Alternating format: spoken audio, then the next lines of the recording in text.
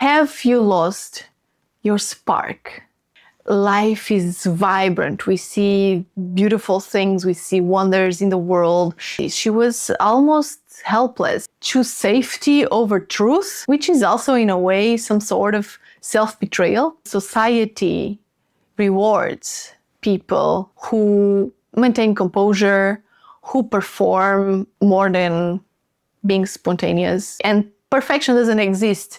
So this is a lie and a way of self-sabotage. Where did our joy stop existing? They do affect especially intelligent, high-functioning women because they do achieve success, but at a silent cost.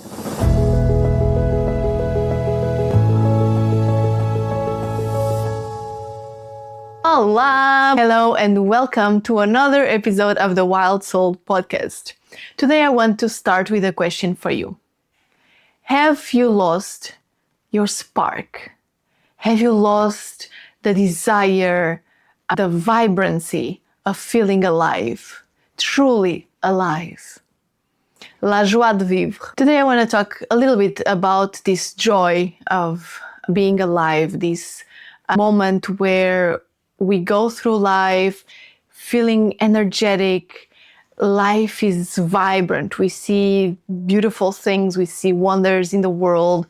The world is colorful and everything flows.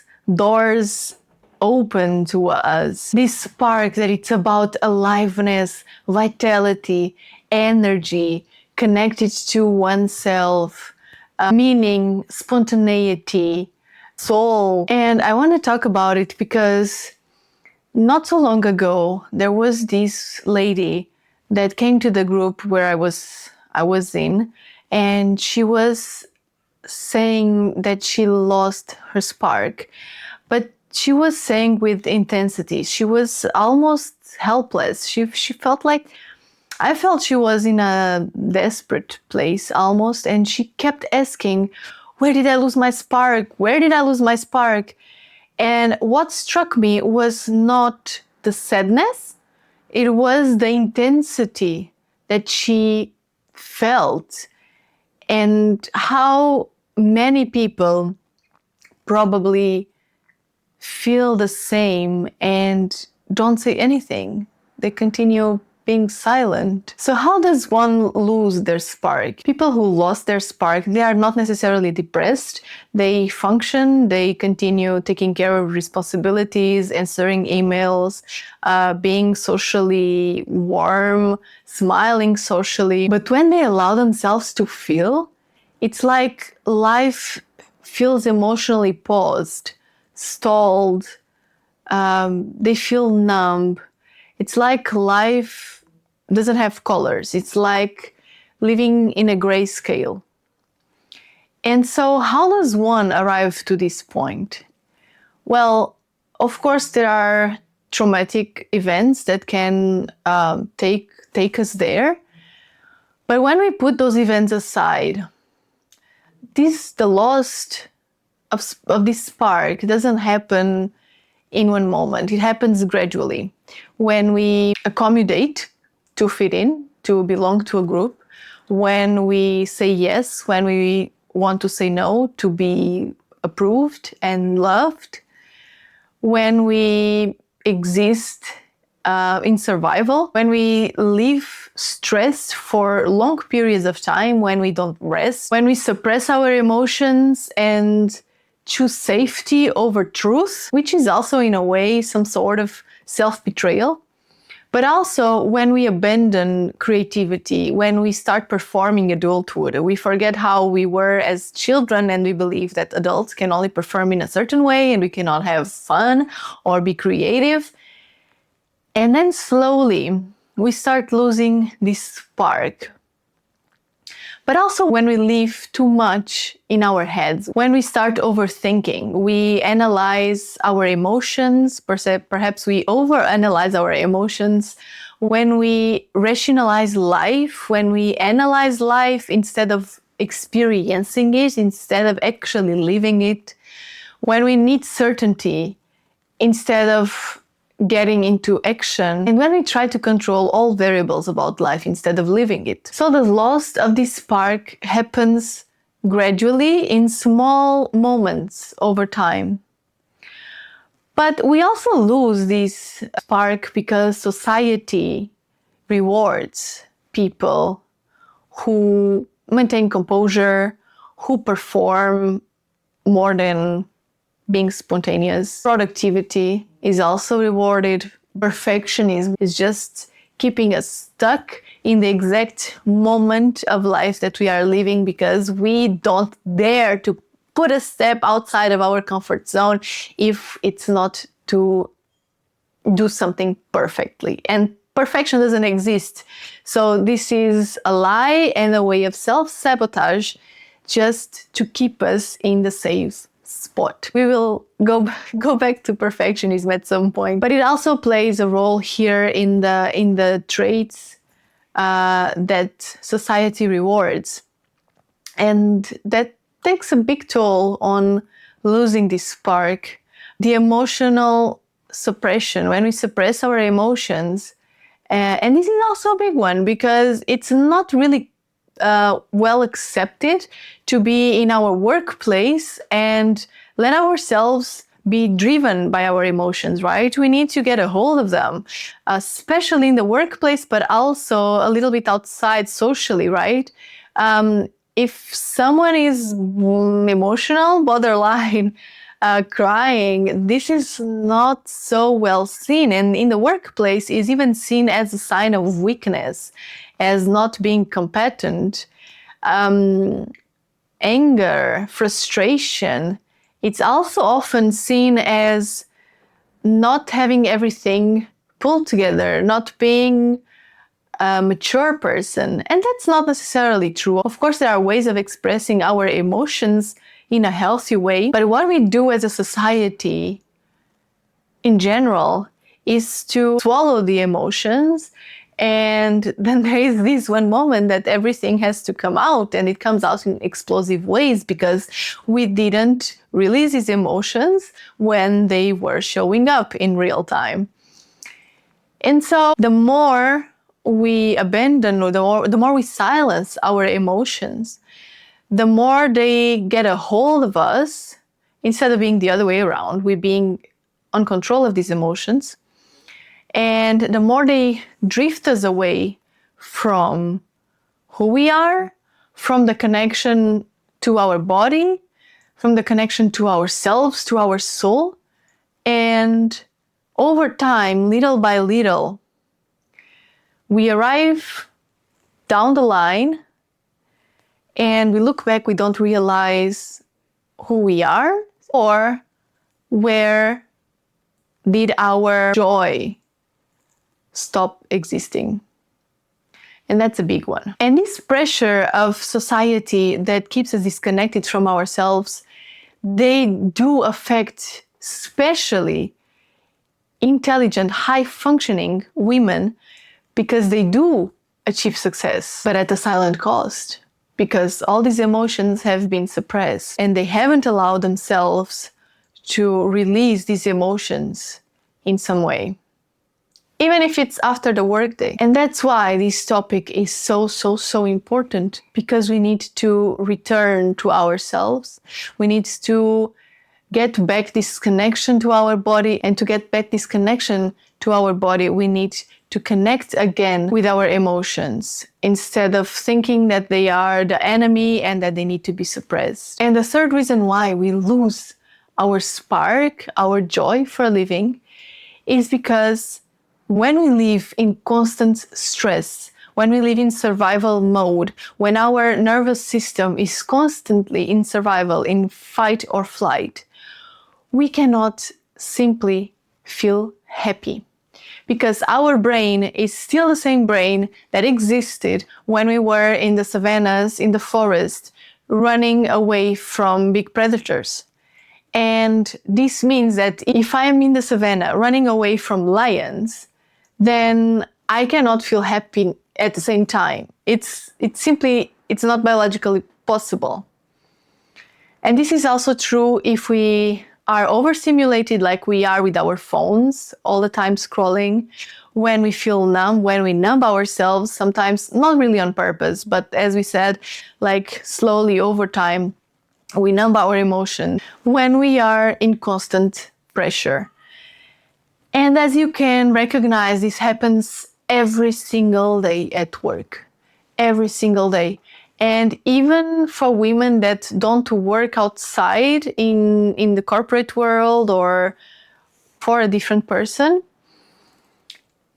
it still happens around themselves in society, because even if you are a full-time mom, I know that there are rules that tell you how you should educate your children, what you should feed them, how many times you should go outside, or how you should dress your children, or by what age they should go here and do that, and which school they should go, or if they don't go to school, maybe you should put them in school. So even if you are not working for another person, but being a mom, full-time mom, there is still a lot of pressure. And it is equally important that you express your emotions, you try to release them in healthy ways. But this is super important for you to connect to yourself, to be in your healthy feminine energy, to have relationships with quality with the people around you, with your loved ones, to feel whole, to feel empowered, to know that your voice matters, to go out in the world and express yourself and occupy your seat in the world. That it's so important that all of us are seated in our own chairs, figuratively speaking, of course, but every one of us have a mission, have something, some sort of talent to give to the world, to put at service. And it's only when we can come home to ourselves that we can, from a place of love, of wholeness, we can start to share, we can start to be at service and helping others. And with that, it comes this sense of joy, this sense of oneness with everyone in anything in the world. And we feel much more connected to ourselves, to others, much more alive, much more fulfilled, which is the ultimate sensation, the ultimate goal that I wish everybody would feel for themselves. This fulfillment, not only success, because success is at the surface level, but fulfillment, because fulfillment is internal. It's being happy with life exactly how it is understanding that not everything is perfect out there, and also maybe inside here, but it's this feeling that I can deal with it. These challenges are there for me to grow, for me to evolve as a person, as a soul. And I don't need to change a thing. I know that I will work on whatever needs to be worked on, but I don't have the urgency to try to change everything at once and flip my world upside down because I don't like a bit of it. So the first step is to get in contact with our emotions so that we can return to ourselves, and from a place of wholeness, when we feel full of these feelings of love for oneself and gratitude, then we can expand to others. And in return, it's almost like a self-fulfilling prophecy. And in return, we feel alive, we feel like we matter, we feel like our life has a purpose. And even if we don't know what our purpose is, because everybody's looking for their purpose, the first step is really to connect to our emotions and let them flow. Because that's what truly means to be a human, is to have this capacity of feeling. And feelings were made to feel, otherwise we wouldn't have them. And so when our nervous system is constantly on, life becomes about management and performance instead of meaning and fulfillment. We lose the spark when we become disconnected from pleasure and wonder. And that happens when we become disconnected from ourselves, from our bodies, and therefore from our emotions. So, important questions to ask ourselves.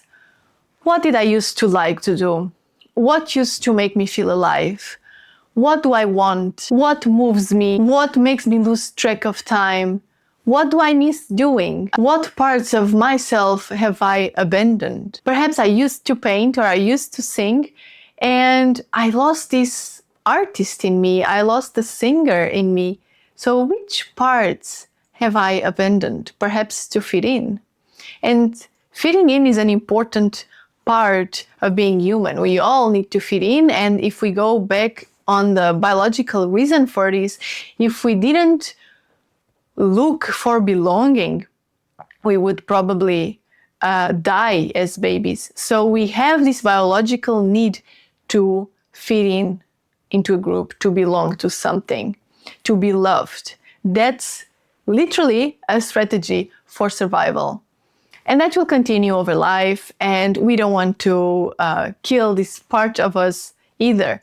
But it's important to gain awareness of it and choose which parts we want, or choose when we want, when makes sense to continue belonging, to continue taking decisions to belong, and what decisions should we take that are different than perhaps our group of friends or our family, but these decisions will create later on the life that we truly desire, the life that are aligned with our values. So there is a space for both, for belonging and a space for taking decisions and being a person separated from the rest, from our groups, that wants a certain type of life, that wants to achieve a certain type of lifestyle. And another question, where in my life am I merely performing? This is a super important question because, as we have been discussing, one thing is to perform. On the opposite side, there is experiencing life. And so here are a few more tips if you want to get your spark back. Do things that you used to like. Try to remember what you liked. Another one is try new things. I don't know, just have whatever idea popping up in your head. Just do what you feel like. Even if you don't know if you'd like, just try. Be spontaneous to whatever life opens up to you, to whatever door opens to you. Maybe say yes more often. Maybe a friend invites you to do something that it's a little bit outside of the box, something that you've never tried, but it's not harmful, then say yes. Why not? Try things that seem a little bit challenging. For example, maybe singing in a group might be a little bit challenging, maybe because we are a little bit shy to do it, but do it anyways, because these small activities that we can see as challenge, either physical, emotional, or mental challenges, when we overcome them, we feel good about ourselves, we feel empowered, and in the end, we are left with the sensation that we can deal with whatever happens in our life. So in a way, these simple challenges empower us. And perhaps the last tip I can give you at the moment is to connect to your feminine side, connect to your feminine energy, because you need to connect to pleasure, to wonder. Go see art, start dancing, even if it's in your home, start singing, start painting, color books. Whatever it is, connects to your feminine energy, this energy of creation, of wonder, this magnetic energy, this energy that makes us feel alive, because the feminine energy is literally the energy that gives life. So connect to your feminine side more often. Just move your body intuitively. It doesn't really matter if you do great moves. It doesn't matter. It matters that you do it. Paint, sing, I cannot emphasize this more. But it is through this feminine energy of yours that you will connect to the wonders of the world again, that you will look outside the window and you will see how the colors of the sky are perfect in that moment, and how the leaves in that tree is so beautiful, and how even the birds sing, that even though they might be annoying at some times, I don't know, the world without birds would be so depressing. This comes from the feminine energy. And once you connect to it, you will start seeing these wonders, you will start connecting to your emotions, you will start giving space for this woman to flourish, you will nourish this woman, and you will let it express however she wants and she needs to express. And so by expressing yourself, by letting these emotions come into the world, you will feel more whole, and with this you will feel healthier and more fulfilled, and the spark will be back. So I hope you have gained some value from this episode. Let me know in the comments. Let me know if you have any questions. I'm more than happy to answer them. And thank you for being here until the end. Thank you for listening to me. I hope you are enjoying this podcast, and see you in the next episode.